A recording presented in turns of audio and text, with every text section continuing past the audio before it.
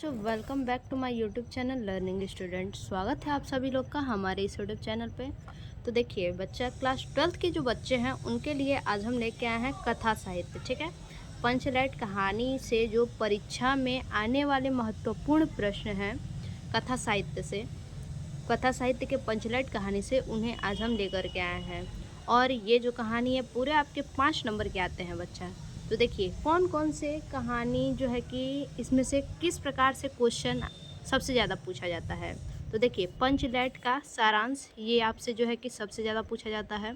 उसके बाद है पंचलाइट कहानी का उद्देश्य, ये पूछा जाता है। पंचलाइट कहानी की कथा वस्तु, और उसके बाद चौथा जो है कहानी के मुख्य पात्र का चरित्र चित्रण। ये चारों क्वेश्चन जो है कि अति महत्वपूर्ण प्रश्न हैं यूपी बोर्ड एग्जाम के लिए। ठीक, इन चारों में से कोई एक ना एक आपको ज़रूर आएगा, तो इन चारों को आज आप तैयार कर लीजिएगा।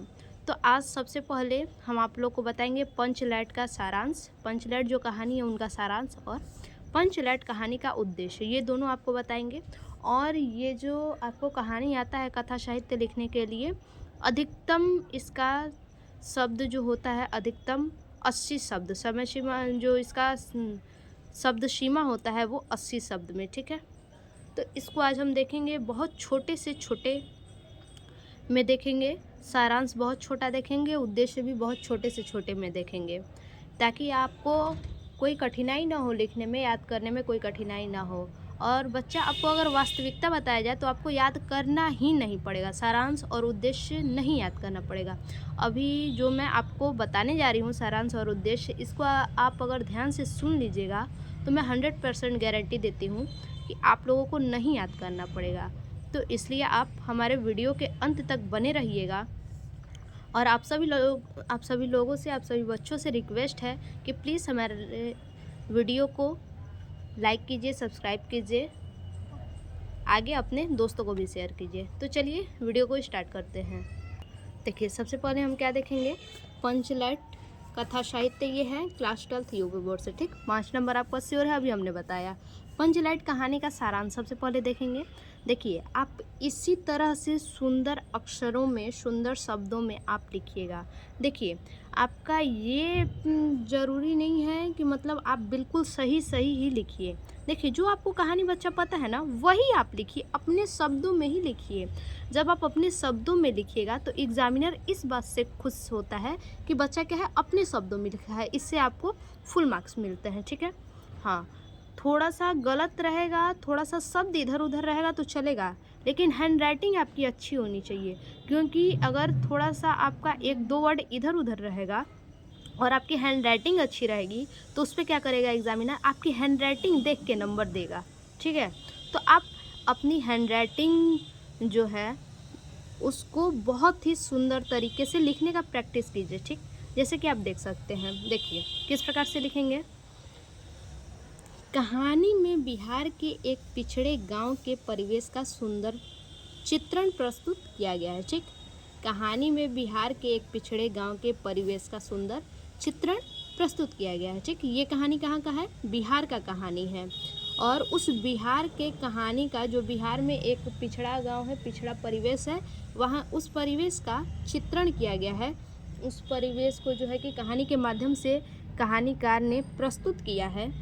महतो टोली में अशिक्षित लोग हैं। ठीक, बिहार का जो गांव है वो क्या है, एक महतो टोली है उसमें, और उस महतो टोली में अशिक्षित लोग रहते हैं। ठीक, आप लोग भी जानते होंगे कि आजकल गांव में क्या है कि अशिक्षित लोग पाए जाते हैं। उन्होंने रामनवमी के मेले में पेट्रोमैक्स खरीदा। ठीक है, रामनवमी के मेले में उन्होंने क्या किया, एक पेट्रोमैक्स खरीदा जिसे वे पंच लाइट कहते हैं। ठीक, वो गांव के जो महतो टोली के जो अशिक्षित लोग थे रामनवमी के मेले में गए और वहाँ से सभी लोग, महतो टोली सभी लोग पैसे इकट्ठे करके क्या किए, एक पेट्रोमैक्स खरीदे जिसे सभी लोग क्या कहते हैं, पंच लाइट कहते हैं। ठीक, पंच लाइट को देखने के लिए टोली के सभी लोग इकट्ठे हो जाते हैं। पंच लाइट को देखने के लिए क्या होते हैं, टोली के सभी लोग इकट्ठे हो जाते हैं। वृद्ध, बच्चे, नौजवान सभी लोग क्या होते हैं, इकट्ठे हो जाते हैं पंचलाइट को देखने के लिए। परंतु समस्या उठती है। पंच लाइट तो आ जाता है, ठीक। पंच लाइट आने के बाद अब समस्या क्या उठती है कि पंच लाइट जलाएगा कौन। पंच लाइट तो आ गया, ये तो पहले दिमाग में बात नहीं आया कि इसे जलाएगा कौन, जलेगा कैसे, ठीक। तो जब खरीद के आ गया तो अब सवाल उठा कि अब इसे जलाएगा कौन। देखिए, परंतु समस्या उठती है कि पंच लाइट जलाएगा कौन। महतो टोली के लोग पेट्रोमैक्स जलाना नहीं जानते, ठीक। जो महतो टोली के जो अनपढ़ अशिक्षित लोग थे वो पेट्रोमैक्स को जलाना नहीं जानते थे, ठीक। अब देखिए, इस प्रकार से आप बच्चा जो है कि पैराग्राफ चेंज करते रहिएगा। देखिए, यहाँ पे भी हमने पैराग्राफ चेंज किया है, ठीक। उसके बाद यहाँ पे भी हमने पैराग्राफ चेंज किया है, ठीक है। अब इसके बाद देखिए, इस टोली में गोधन नाम का एक युवक है। उस टोली में कौन रहता था? एक गोधन नाम का एक युवक रहता था, ठीक है। एक युवक रहता था जो गांव में मुनरी नामक युवती का प्रेमी था। गांव में एक मुनरी नामक युवती रहती थी, उसके प्रेमी का नाम क्या था? गोधन, ठीक। ये बच्चा गोधन है, ध्यान दीजिएगा आप लोग। गोधन नाम का एक युवक है जो गांव के मुनरी नामक युवती का प्रेमी है, ठीक। दोनों क्या है? प्रेमी प्रेमिका है, मुनरी और गोधन। मुनरी को पता है कि गोधन पंच लाइट जला सकता है। मुनरी को ये बात पता था कि गोधन को पंच लाइट जलाना आता है। गोधन जो है कि पंच लाइट जलाना जानता है, परंतु पंचों ने गोधन का हुक्का पानी बंद कर रखा था। किसी कारणों से पंचों ने क्या किया था कि गोधन का हुक्का पानी बंद कर रखा था, उसे बिरादरी से अलग कर रखा था। गोधन पंच लाइट जलाना जानता था। गोधन पंच लाइट जलाना जानता था। इस बात को मुनरी चतुराई से, मुनरी तो जानती थी गोधन पंच लाइट जलाना जानता है, क्योंकि गोधन क्या था? उसका प्रेमी था मुनरी का। तो मुनरी ने इस बात को क्या किया? चतुराई से पंचों तक पहुंचा देती है, ठीक। मुनरी जो है कि इस बात को चतुराई से पंचों तक पहुंचा देती है कि गोधन क्या करता है कि वो पंच लाइट जलाना जानता है। पंच गोधन को पुनः बिरादरी में ले लेते हैं। पंच क्या करते हैं? गोधन को फिर से बिरादरी में ले लेते हैं। गोधन पंच लाइट को जला देता है। गोधन पंच लाइट को जला देता है, इसी कारण फिर से उसे क्या करते हैं कि पंच सरदार सब जो होते हैं मिल करके गोधन को अपनी बिरादरी में ले लेते हैं। मुनरी की माँ गुलरी काकी, मुनरी की जो माँ है, गोधन की जो प्रेमिका है मुनरी, और मुनरी की माँ क्या है? गुलरी, ठीक। यानी गुलरी काकी क्या होती है? प्रसन्न हो जाती है। मुनरी की माँ गुलरी काकी प्रसन्न होकर गोधन को शाम के भोजन पर निमंत्रण देती है। पंच भी उत्साहपूर्वक, इस बात से पंच प्रसन्न हो जाता है कि उसने क्या किया? गोधन ने पंच लाइट को जला दिया। इससे प्रसन्न होकर उत्साहपूर्वक गोधन को कहता है, पंच गोधन को कहते हैं कि तुम्हारे साथ खून माफ, खूब गाओ सलीमा का गाना। पंच लाइट की रोशनी में लोग भजन कीर्तन करते हैं। पंच लाइट जलने के बाद सभी लोग बहुत उत्साह मनाने लगते हैं, नाचने गाने लगते हैं और क्या करते हैं कि भजन कीर्तन करने लगते हैं, ठीक।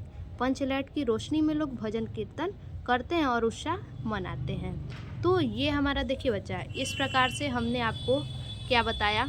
पंच लाइट का सारांश, ठीक। बहुत बड़ा नहीं है बच्चा। अगर आप ये कहानी समझ रहे होंगे तो आपको याद करने की बिल्कुल भी ज़रूरत नहीं है, ठीक। तो ये हमारा हो गया पंच लाइट कहानी का सारांश। अब इसके बाद हम क्या देखेंगे? पंच लाइट कहानी का उद्देश्य देखेंगे। देखिए, पंच लाइट कहानी का उद्देश्य, ठीक। उद्देश्य क्या है? इस कहानी का उद्देश्य क्या है? इस कहानी के माध्यम से क्या कहानीकार ने क्या बताना चाहा है, ठीक है।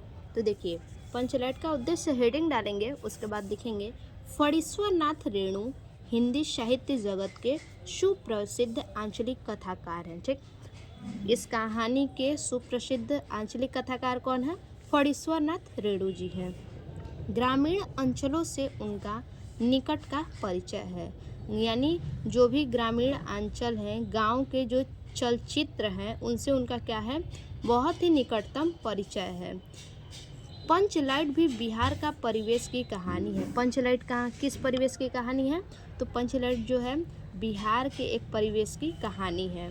कहानीकार ने ग्रामीण अंचल का वास्तविक चित्रण किया है। कहानीकार ने क्या किया है? कहानीकार ने ग्रामीण अंचल का यानी गांव का जो है कि वास्तविकता, जो गांव की वास्तविकता है उस वास्तविकता का इस कहानी में चित्रण किया है। उस कहानी को उस चित्रण को जो है कि कहानी के माध्यम से बताया है। इस कहानी के माध्यम से एक महत्वपूर्ण उद्देश्य को स्पष्ट किया गया है। ठीक है, देखिए बच्चा, कहने का मतलब है कि इस कहानी के माध्यम से गांव के महत्वपूर्ण उद्देश्य को स्पष्ट किया गया है। गोधन द्वारा पेट्रोमैक्स जला देने पर उसकी सब गलतियां माफ़ कर दी जाती है। गोधन के जो द्वारा जब पेट्रोमैक्स जला दिया जाता है तो उसकी सारी गलतियां क्या होती हैं, माफ़ कर दी जाती हैं। ये कहानी की वास्तविकता है कि आप जो है कि 1000 गलती कीजिए, अगर कोई अच्छा काम कर देते हैं सभी लोगों के लिए तो वो क्या होता है कि सारी गलतियां आपकी माफ़ कर दी जाती हैं। उसी को कहा है कि गोधन द्वारा पेट्रोमैक्स जला देने पर उसकी सब गलतियां क्या है, माफ़ कर दी जाती हैं। क्यों माफ़ कर दी जाती हैं? क्योंकि उस गांव में जो है कि और किसी को एक तो पंच लाइट जलाना आता नहीं है और केवल गोधन को ही पंच लाइट जलाना आता था। और जो महतो टोली के लोग थे वो दूसरे टोली के लोगों से क्या करते थे, ईर्ष्या भावना रखते थे। यानी सारी टोलियां जो हैं, जितनी भी टोलियां हैं, एक दूसरे टोली से क्या करती थी, एक दूसरे के प्रति ईर्ष्या भाव मन में रखती थी। तो महतो टोली के लोग ऐसा नहीं चाहते थे कि दूसरे टोली के लोग जो है कि पंच लाइट जलाएं। इसलिए गोधन को पंच लाइट जलाने आता था तो उनको क्या किया, उनसे गोधन से जो है कि पंच लाइट जलवाए और उसकी सारी गलतियां माफ़ कर दिए। उसके बाद देखिए, उस पर लगे सारे प्रतिबंध, ठीक, गोधन पर लगे जितने भी प्रतिबंध थे सारे प्रतिबंध हटा लिए जाते हैं। ग्रामवासी जाति के आधार पर अनेक टोलियों में बढ़ जाते हैं। जो ग्रामवासी होते हैं, जितने भी गांव के लोग होते हैं, वो क्या करते हैं, टोलियों में बट जाते हैं। ठीक, आजकल भी आप देखेंगे बहुत ऐसे गांव हैं जहाँ पे क्या है, टोलियों में लोग बटे हैं। ठीक, जैसे हरिजन टोली हुआ, मतलब ऐसे करके बहुत तरह के नाम दे करके टोलियों को बांटा जाता है। ठीक, वे आपस में ईर्ष्या द्वेष के भावों से भरे रहते हैं। ठीक, वे आपस में क्या करते हैं कि अभी हमने आपको बताया कि जो टोलियां बटी होती हैं वो उन टोलियों के बीच में क्या होता है, ईर्ष्या भाव होता है। मतलब एक दूसरे से द्वेष की भावना लोग रखते हैं। आज के भी परिवेश में यही चीज़ है। ठीक, मतलब आज भी आप सुनते होंगे कि अरे ये हमारे मोहल्ले का इंसान है, दूसरे मोहल्ले का इंसान ऐसा करे ना तो उसको छोड़ा नहीं जाएगा, उसको मार देंगे लोग। ठीक है, तो इसी चीज़ को इस कहानी में दर्शाया है। इसका सजीव चित्रण कहानी में प्रस्तुत किया गया है। ठीक, इसका जो सजीव चित्रण है इस कहानी में प्रस्तुत किया गया है। कहानीकार ने बताया है कि इस आधुनिक युग में, कहानीकार जो फणीश्वर नाथ रेणु जी हैं, इनके द्वारा बताया गया है कि इस आधुनिक युग में अभी भी कुछ गांव और जातियां पिछड़ी हुई हैं, जो क्या है कि जातिवाद में है। ठीक, जातिवाद को लेके चल रहे हैं। तो यही पंचलाइट कहानी का उद्देश्य है, जातिवाद को लेके बात है। ठीक, तो फिर से मिलते हैं अगले एक और नए वीडियो में। यह हमारा वीडियो का फर्स्ट पार्ट है। सेकंड पार्ट में मिलेंगे पंचलाइट कहानी की कथा वस्तु और कहानी के मुख्य पात्र का चरित्र चित्रण के साथ। तो इसको आप बच्चा तैयार कर लीजिएगा, आपके 5 मार्क्स श्योर हैं। फिर से मिलते हैं एक और नए वीडियो में, तब तक के लिए धन्यवाद।